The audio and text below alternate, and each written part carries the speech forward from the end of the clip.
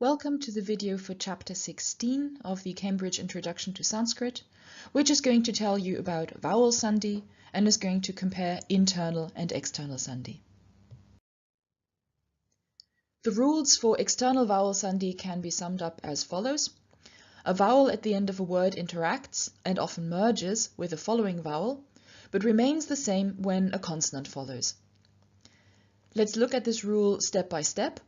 And let's begin by looking at identical vowels meeting, then a or a encountering a different vowel, then the other simple vowels, namely i, u, or encountering a different vowel, and finally complex vowels. First, identical vowels meeting. When two identical vowels meet, and it doesn't matter whether they are long or short, they merge into one long vowel. And therefore, any combination of a or a plus a or a gives us long a. And the exact same thing happens with long I, long u, and long vocalic Two examples. Sena agacchati, the army is coming, changes into sena gacchati, with the a and a merging into one long a. And note that once these two vowels have merged, the two words are then also written together. Second example, Kanya gacchati iti vadati. The girl is going, Kanya gacchati iti vadati, he says, changes into Kanya gacchati iti vadati, with the I at the end of gacchati and the I at the beginning of iti merging into one long vowel, and the two words then being written together as gacchati iti.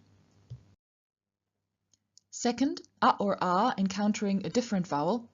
Now this is a little more complicated because if you remember, I, au, au in Sanskrit changed into e, I, o, au.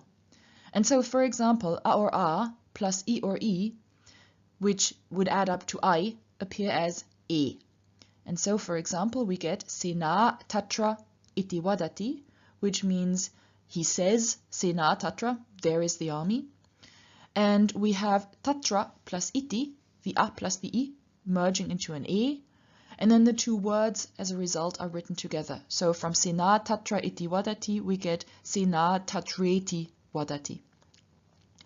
A or a plus e or I gives us I, and this I surfaces in Sanskrit, or appears as in Sanskrit as I. And so, for example, Sena evam jita, the army was thus defeated, gives us Sena plus evam, a plus e gives us I, and once the two vowels have merged into one vowel, once the two vowels have merged into one vowel, the two words are also written together.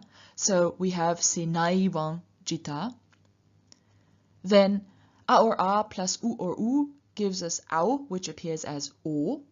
And so we have Sena ugra bhavati, the army is fierce, changing into a plus u, giving us o, and then two words merging, Seno gra bhavati. Finally, a or a plus o or au gives us au, and au appears as au. And so we get, for example, narasya ojach, the man's strength, changing into narasyauchach, with the a and o changing or merging into au, and the two words therefore being written together. Narasyauchach. Up next, any simple vowel other than a or a, encountering a different vowel.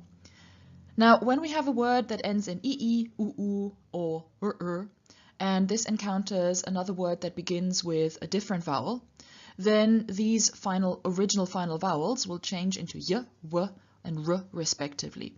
Remember, y, w, and r are simply the semi-vowel or glide equivalents of the vowels ii, uu, or And therefore, once Sandhi has occurred, the first word that originally ended in a vowel now ends in a consonant. And when you have a word that ends in a consonant, in Sanskrit writing that is indicated by means of a virama, and Sanskrit doesn't like using viramas unless that's absolutely necessary, and so this first word is combined in writing with whatever word follows. For example, iti uktva, having spoken thus, has the I changing into a y, and then being linked in writing with the next word, giving us ityuktva. Gacchatu atra, meaning let him come here, may he come here, has the u changing into a w in front of the a, and so we get gacchatvatra. Again, the two are written together. And actually, final a or final long a doesn't occur, and so you can't get any examples for that. Finally, complex vowels at the end of a word. If you remember, the complex vowels e, I, o, au originally were I, au, and au. We're actually going to look at the last one first because this behaves differently from the others here. Now, au originally was au, and when this is followed by any other vowel, then the u at the end of that changes into a w, changes into its semi-vowel / glide equivalent. And so therefore, when the word ends in a w, it ends in a consonant, and that would require using a virama. Sanskrit doesn't want to use viramas, and therefore this word is combined in writing with the next word. So for example, narau agacchatam, which means the two men came, changes into narab agacchatam, and that is then combined into writing as narawagacchatam. That's au. The other three complex vowels, on the other hand, namely e, I, and o, all lose their original second element. Remember, e, I, and o originally were I, and au, and so they just lose the I or the u, and e, which is original I, becomes a, I, which is original I, becomes a, and o, which is original au, also becomes a. Note that after this Sandhi, we do not find the words combined in writing or combined in any way whatsoever. So, for example, kanye agaccha, meaning girl come, becomes kanya agaccha. Palam kanyayai adarshayat becomes palam kanyaya adarshayat. He showed the fruit to the girl. And guru agaccha, teacher come, becomes gura agaccha. There is one exception to the rule concerning Sandhi of final complex vowels, and that is if we have an e or an o at the end of a word and an a short a, at the beginning of the next word. What happens is that the e or the o remain the same, and the a is dropped in pronunciation, but still represented in writing by means of the avagraha symbol, which in Devanagari looks basically like a capital S, and in transliteration usually is represented by an apostrophe. So grame awasat, she lived in the village, would become grame wasat.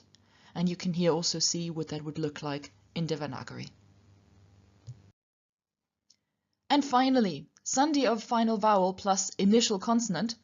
When we have that combination, a word ending in a vowel and the next word beginning with a consonant, absolutely nothing happens. So, for example, kanya hasati remains just kanya hasati, the girl laughs. I felt that such good news after all these little different changes, thanks to all the different possible Sandhi combinations, deserved the use of a silly font, but please feel very free to disagree with me. All the different little details concerning vowel Sandhi can be summed up in the table that you see here. Just as with the Sandhi of final consonants or final visarga, I recommend that you either print out this table from the website at cambridge-sanskrit.org, or you photocopy it from the book. It's in chapter 16 and also in the reference grammar, and that you use this table as a bookmark and have it handy whenever you use your textbook, and whenever you've got a question about vowel Sandhi, you simply check in the table, and the more frequently that you check the table, the more easily you will be able to remember all the little different details contained in it. You'll be pleased to hear that you've now been introduced to all external Sandhi, and given that we've already also seen a lot of internal Sandhi, let's just briefly compare the two. Both function according to the same basic principles, both achieve easier pronunciation of words and sentences. External Sandhi is what we find between independent words, whereas internal Sandhi happens within words, for example when a suffix or an ending is added. External Sandhi is covered in this book in chapters 11, 13 and 16, whereas internal Sandhi is a little more spread out. You get the retroflexion of N in chapter 6, Sandhi before T and especially Buddha Sandhi in chapter 8, the Rookie rule concerning the retroflexion of S in chapter 9, and Sandhi before S, as you'll see, in chapter 21. Also, the reference grammar at the back of the book sums up all relevant internal Sandhi in one place. The main difference between external and internal Sandhi comes in vowel Sandhi, and there specifically in the treatment of E, O and I standing before another vowel. What we get internally is E, O and I appearing as I, Av and I. So what's happening here is that E, O, I originally have underlying I, Au and I, and in front of another vowel, the second element of these turns into its semi-vowel equivalent, i.e. y or w, and therefore we get ay, aw or ay. Whereas in external Sandhi, we have E, O and I changing into a and a. So what's happening here is that the second element of their underlying form, E has underlying I, O has underlying au, and I has underlying I. The second element of that is dropped, and therefore I appears as a, au appears as a, and I appears as a. Also, we have the exception of E and O before short a, where they both just remain as they are. That was it for this chapter. We hope that you found this video helpful, and if you have any comments or suggestions, we would love to hear from you. Please do write to us at ruppel@cambridge-sanskrit.org. And now, for your own work on this material, good luck and have fun!